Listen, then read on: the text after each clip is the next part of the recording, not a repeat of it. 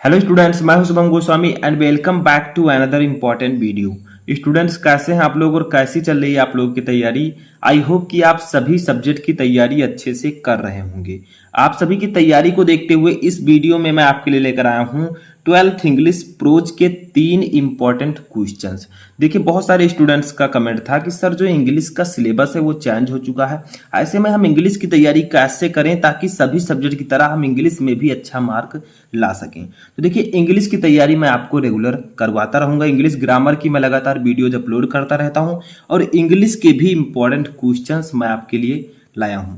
देखिए, इस वीडियो में हम 12th इंग्लिश प्रोज के चैप्टर 1 और चैप्टर 2 के 3 इंपॉर्टेंट क्वेश्चंस को पढ़ेंगे। ठीक है, जैसे फर्स्ट क्वेश्चन क्या है, how did French perform when his turn came to recite. ये first chapter the last lesson का है। ठीक है, और इसी प्रकार से हम 3 क्वेश्चन और उसके आंसर को हिंदी मीनिंग के साथ पढ़ेंगे ताकि आप लोगों को, अगर ये चैप्टर आपने पढ़ा है या नहीं पढ़ा है, कोई दिक्कत नहीं है, क्योंकि मैं इस तरह आपको आंसर बताऊंगा हिंदी के साथ कि आपको अच्छे से समझ में आ जाएगा। तो सबसे पहले इस वीडियो को लाइक कर दीजिए ताकि मैं इंग्लिश प्रोज पोएट्री सब कुछ मैं आपको इंपॉर्टेंट क्वेश्चंस प्रोवाइड करवा सकूं। तो चलिए वीडियो को स्टार्ट करते हैं। फर्स्ट क्वेश्चन है, how did French performs when his turn came to recite. यानी कि जब फ्रेंच के सुनाने की बारी आई। देखिए, फ्रेंच जो है ये एक स्टूडेंट है। ठीक है, फ्रेंच जो है ये एक स्टूडेंट है और इसमें एक एम हेमल हैं जो कि उनके टीचर हैं। ठीक है, तो क्या एम हेमल ने उनको पार्टिसिपल चैप्टर याद करने को कहा था। तो क्या हुआ, how did French perform when his turn came to recite. यानी कि जब फ्रेंच के सुनाने की बारी आई तो उसने कैसा प्रदर्शन किया। जब पार्टिसिपल को फ्रेंच को सुनाने की बारी आई तो उसने क्या किया, क्योंकि उसे पता तो था नहीं। तो हम लोग चलिए लिखते हैं इसका आंसर, पहले लिखेंगे उसके बाद में मैं आपको हिंदी मीनिंग बताऊंगा। तो देखिए, when it was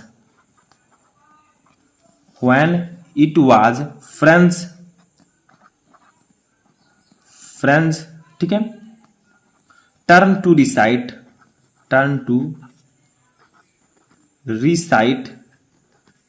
he got mixed up on the first words and stood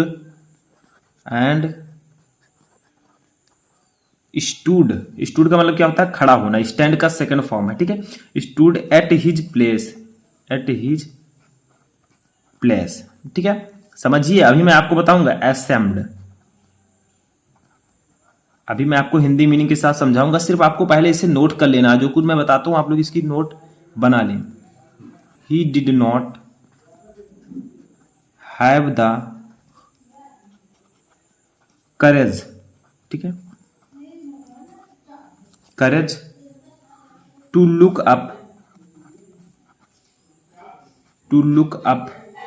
and face his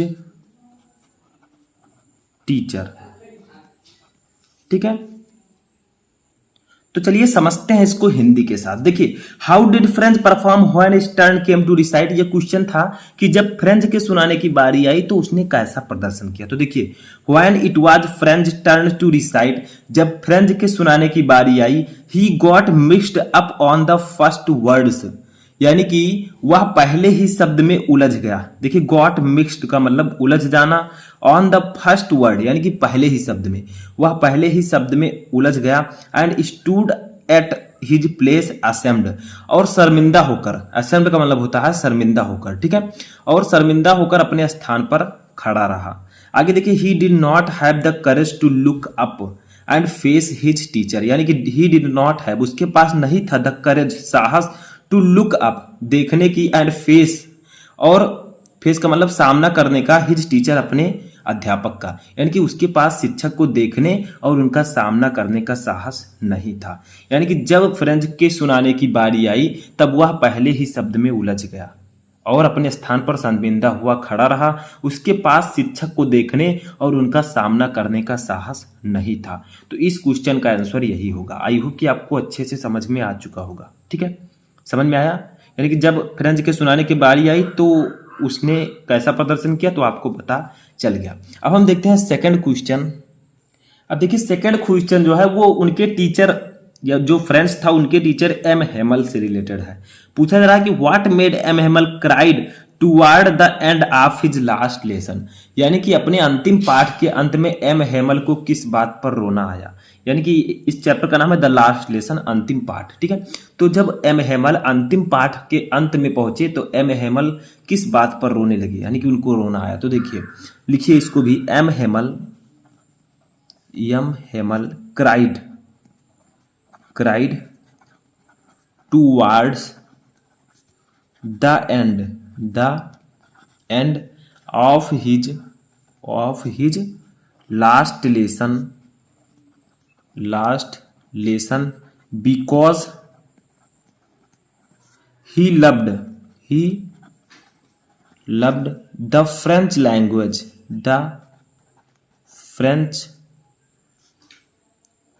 ठीक है, लैंग्वेज, ठीक है, and felt pity for the villagers का मतलब क्या होता है बताइए, गांव वाले। ठीक है, for the villagers as they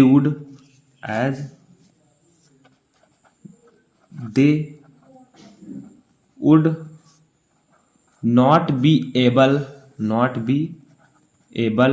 to learn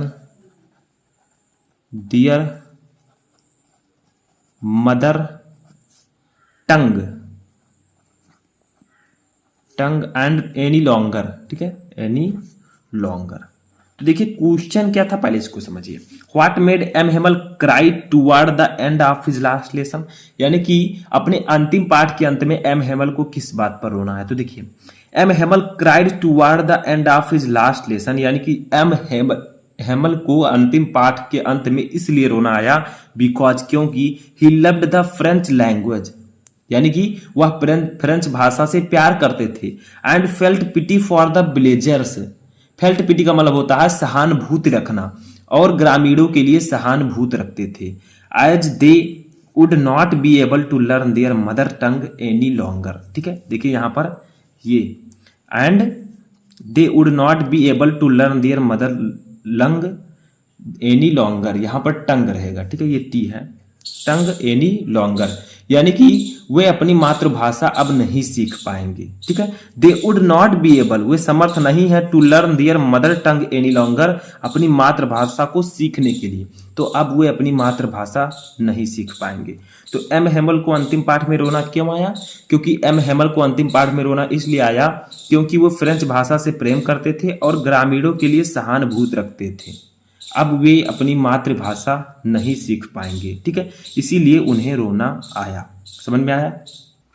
लेकिन एक बात और है कि उन्हें ऐसा क्यों लगा कि अब वे अपनी मातृभाषा नहीं सीख पाएंगे, क्योंकि जिस स्कूल में वो पढ़ाते थे, ठीक है, उस पर एक सूचना पट लगाया गया था। उसमें आदेश था कि अब इस स्कूल में केवल जर्मन भाषा ही पढ़ाई जाएगी, और उनकी मातृभाषा क्या थी, फ्रेंच थी। ठीक है, तो इसीलिए उन्हें रोना आया कि अब वो अपनी मातृभाषा नहीं सीख पाएंगे। ठीक है, अब थर्ड क्वेश्चन देखते हैं जो कि दूसरे चैप्टर से है। देखिए नेक्स्ट क्वेश्चन हमारा है दूसरे चैप्टर से। ठीक है, कि why did Saheb's parents leave Dhaka and migrate to India.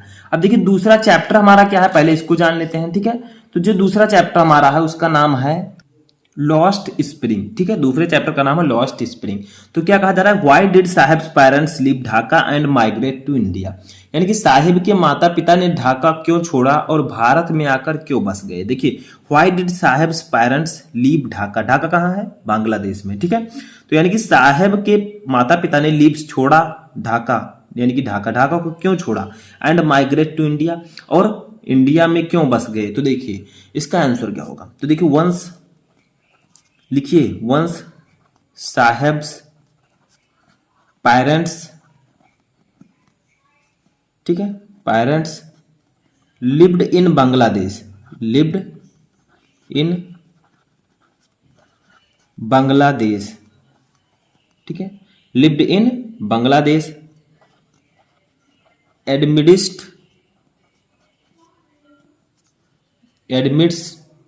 The green fields of Dhaka, fields of Dhaka, ठीक है। There were many storms that swept away, मैं भी हिंदी बताऊंगा, आप लोग सिर्फ लिखिए their fields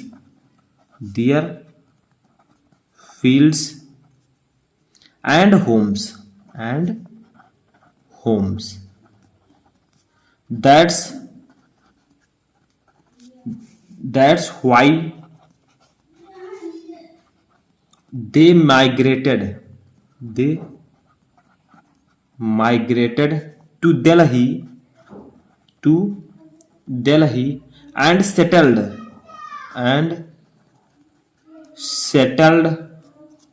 down settled down का मतलब क्या होता है, बस गए, ठीक है। इन सीमापुरी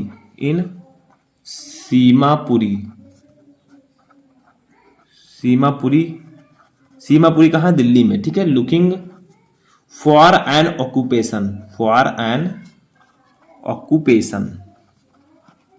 तो देखिए क्वेश्चन क्या था, क्वेश्चन पहले समझिए उसके बाद आंसर समझते हैं। Why did Sahab parents leave Dhaka and migrate to India, यानी कि साहब के माता पिता ने ढाका क्यों छोड़ा और भारत में आकर क्यों बस गए। तो देखिए वंस साहब पेरेंट्स लिव्ड इन बांग्लादेश, यानी कि पहले साहब के माता पिता बांग्लादेश में रहते थे। Amidst the green fields of Dhaka, यानी कि ग्रीन फील्ड्स का मतलब ढाका के हरे भरे खेतों के बीच। देखिए एडमिस्ट का मतलब होता है बीच, द ग्रीन फील्ड हरे भरे खेतों ऑफ ढाका के। तो आप कह सकते हैं कि पहले साहब के माता पिता बांग्लादेश में ढाका के हरे भरे खेतों के बीच रहते थे, ठीक है। आगे देखिए there were many storms that swept away their fields and home. Storm का मतलब होता है तूफान, ठीक है। तो वहां इतने तूफान आए, देयर बियर मैनी स्टॉर्म्स, वहां इतने तूफान आए दैट की swept away their fields and home, यानी कि उनके खेत और घर नष्ट हो गए। स्वेप्ट अवे का मतलब नष्ट हो जाना, देयर फील्ड उनके खेत एंड होम्स और घर। तो देखिए उनके घर और खेत नष्ट हो गए, इतना तूफान आया। That's why they migrated to Delhi and settle down in Seemapuri looking for an occupation. इसलिए वे दिल्ली आ गए। देखिए that's why they migrated to Delhi, वे दिल्ली आ गए and settle down in Seemapuri, और सीमापुरी, ठीक है, और सीमापुरी में बस गए। लुकिंग फॉर एन ऑक्यूपेशन, यानी कि व्यवसाय ढूंढने के लिए। तो आप कह सकते हैं कि इसलिए वे दिल्ली आ गए और व्यवसाय ढूंढने के लिए सीमापुरी में बस गए। समझ में आया। तो आप लोग यहां से क्या कह सकते हैं, पहले क्वेश्चन आप पढ़िए। क्वेश्चन है कि साहब के माता पिता ने ढाका क्यों छोड़ा और भारत में आकर क्यों बस गए। तो देखिए वन साहब parents live in Bangladesh एडमिनिस्ट the green field of Dhaka, यानी कि पहले साहब के माता पिता बांग्लादेश में ढाका के हरे भरे खेतों के बीच रहते थे। There were many storms that swept away their fields and home, वहां इतने तूफान आए कि उनके घर और खेत नष्ट हो गए। That's why they migrated to Delhi and settled down in Seemapuri looking for an occupation, और इसीलिए वे दिल्ली आ गए और व्यवसाय ढूंढने के लिए सीमापुरी में बस गए, ठीक है। तो यहाँ पर आपका तीनों क्वेश्चन समाप्त होता है। आई होप कि ये तीनों क्वेश्चन आपको अच्छे से समझ में आ चुके होंगे। अब बहुत सारे स्टूडेंट हैं जो ये चैप्टर्स अभी उन्होंने नहीं पढ़ा है, तो आप लोग क्या कीजिए, बुक से ये चैप्टर पढ़ लीजिए। मैं भी आपको चैप्टर पढ़ाने का प्रयत्न करूंगा, ठीक है, लेकिन इंपॉर्टेंट क्वेश्चन मैं आपको लगातार प्रोवाइड कराता रहता हूं, क्योंकि इंपॉर्टेंट क्वेश्चन ही पूछे जाएंगे, ठीक है। तो कैसा लगा आपको ये वीडियो कमेंट बॉक्स में बताएं। हम मिलेंगे नेक्स्ट वीडियो में नेक्स्ट टॉपिक के साथ, तब तक आप लोग अपनी तैयारी करते रहें।